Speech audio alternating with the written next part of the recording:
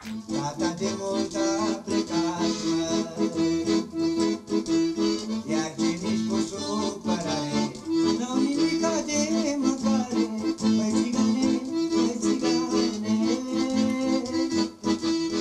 moi, c'est une sorte de face à moi-même, une sorte de monologue appuyé, creusé, et aussi un travail très profond sur l'interprétation même, parce je suis face à moi-même comme interprète face au chorégraphe, et ces dédoublements me met dans un état assez particulier. Printemps 2002, Centre chorégraphique national d'Orléans, Joseph Nagy, qui le dirige depuis 1995, se met en scène seul pour une plongée dans cette culture hongroise qu'il a emmenée dans ses valises jusqu'en Val-de-Loire, à Orléans. J'ai décidé de vivre ici. C'était pour moi évident que je ne resterais pas à Paris. Je ne voulais pas faire des allers-retours, mais d'être sur le lieu de mon travail. Et voilà. J'ai mis de temps à chercher la prise avec la ville. Ce n'est pas évident. Si on n'est pas né ici, je trouve que pour les gens venus d'ailleurs, il faut du temps, il faut chercher la prise que j'essayais évidemment et que je trouvais à gauche à droite. C'est l'Orléans historique qui m'enchante jusqu'à aujourd'hui. Donc il y a quelques endroits magiques qui sont sous la terre. Voilà. Donc à vrai dire, c'est les cryptes que j'adore à Saint-Aignan. Le petit chapiteau roman, je suis fan déjà de cette période-là. Et voilà, ce sont les images les plus fortes. C'est avec ces images-là que je partirai d'Orléans.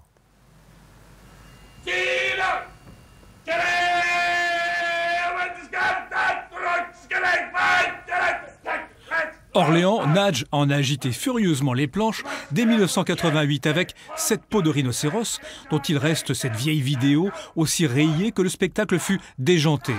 En 88, Nagy arrivait tout droit d'une scène très effervescente, la scène artistique parisienne.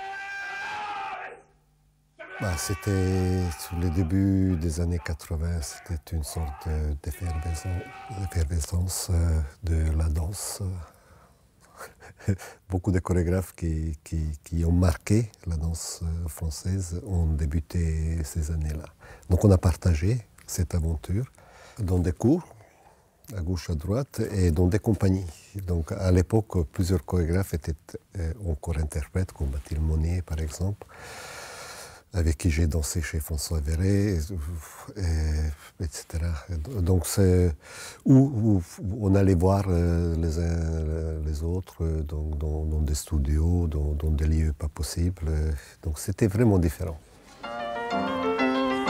En 1990, pour Commedia Tempio, l'art du mime, tel que son expressivité était utilisée par les acteurs du cinéma muet, du burlesque, représente le corps, le cœur du style Nagy.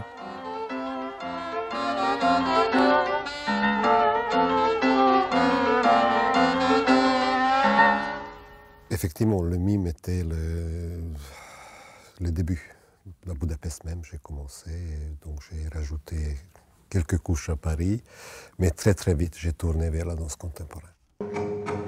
Et Caroline Carlsson a dit de Joseph Nagy qu'il était l'un des artistes les plus intéressants de cette danse contemporaine, entre guillemets, précisément parce qu'il s'est affranchi de ses cadres, de ses codes, aussi nouveaux fussent-ils.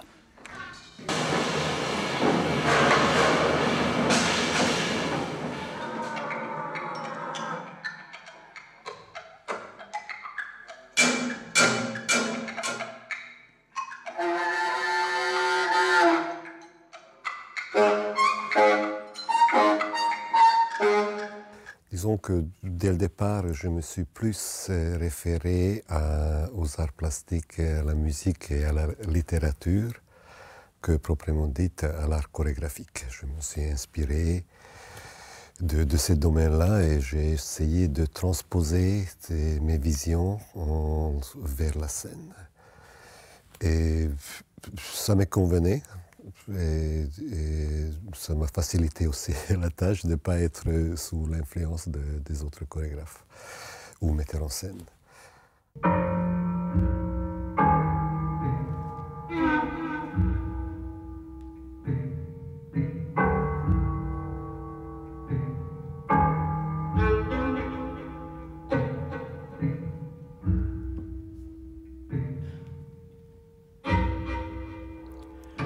La littérature, ce fut Büchner, Michaud, Borges entre autres, et Kafka bien sûr.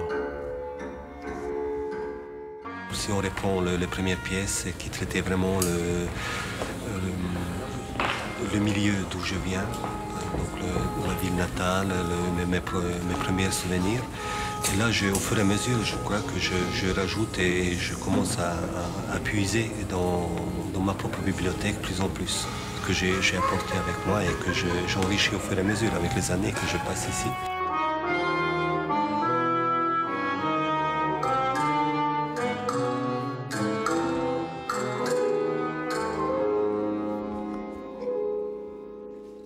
En 1999, c'est au tour de Kafka que tourne le chorégraphe. Dans Les Veilleurs, de manière plus éclatante que jamais, sont mis en lumière les liens que Kafka tissait de lettre en lettre avec l'éternel autre, le féminin.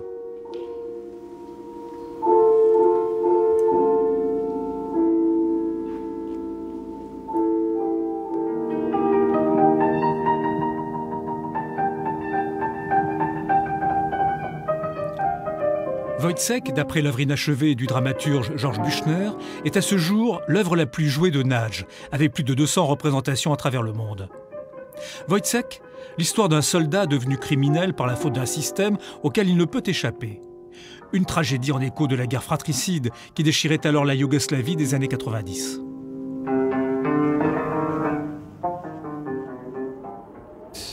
Bon, il y a quelques petites aventures de temps en temps gauche à droite, comme avec le cirque ou avec Woyzeck, où j'ai tenté d'approcher une œuvre dramatique. Sinon, je reste fidèle à cette sorte de rapport avec les écrivains que j'essaie d'apporter mon regard, une sorte de dialogue avec leurs œuvres, sans chercher à illustrer, à adapter aucune pièce ou aucun livre réellement. Donc je réécris les choses avec ma compagnie, on crée notre propre matière. Et au fur et à mesure, effectivement, on bâtit je ne dirais pas un style, mais une montagne de motifs dans lequel nous on se sent bien et on fait des variations sur ces motifs. En 2006, Azobu, inspiré de l'œuvre d'Henri Michaud, relie Nagy à la culture orientale. Et c'est décidément le voyage d'une culture à l'autre qui porte toute son œuvre. Mais c'est le Japon qui s'imposait. Donc je suis allé vraiment, je ne sais même pas combien de fois, j'ai même enseigné régulièrement là-bas. Et bon, ça a abouti à une collaboration que l'Azobu représente.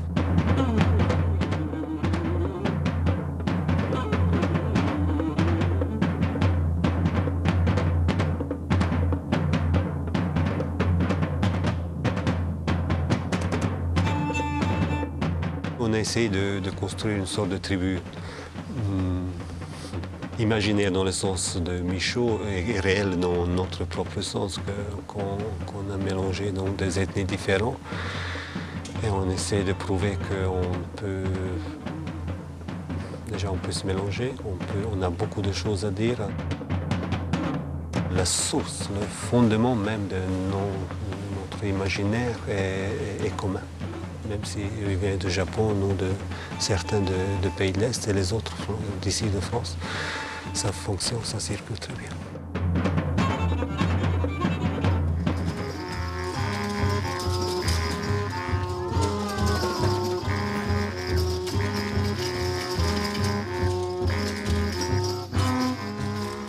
Dans l'œuvre de Michaud papillonnent les esprits, si présents dans l'imaginaire japonais. Des esprits qui hantent l'œuvre de l'écrivain depuis la mort accidentelle de sa femme. Azobu, ou le drame de la séparation des corps, du désir de retrouvailles des âmes.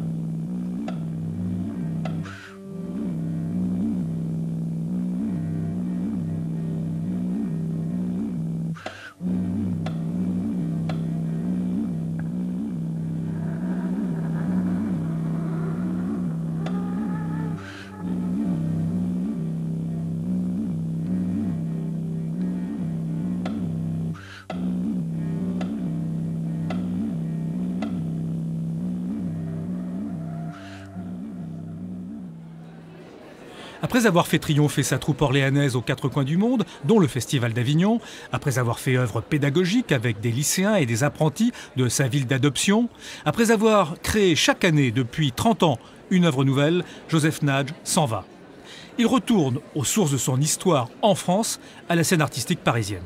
Je retourne à Paris, je redeviens compagnie indépendante. Et voilà, j'ai continué à faire des performances surtout et un peu plus d'art visuel. Voilà.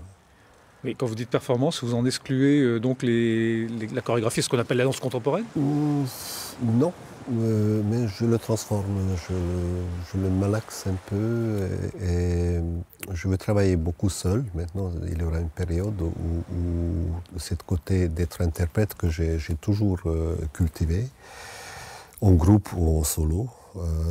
Là, je vais mettre un peu plus d'accent et en s'associant à mon travail visuel de plus en plus.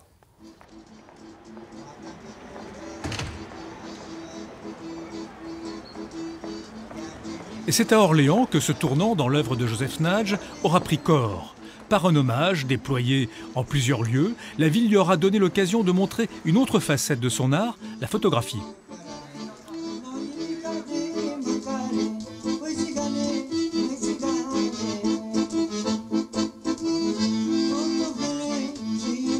La photographie. Voici comment cet archéologue créatif en a retrouvé les prémices de la technique, née au début du XIXe siècle avec les cyanotypes, ainsi nommés parce qu'ils reproduisaient la réalité en l'imprimant d'un bleu cyan.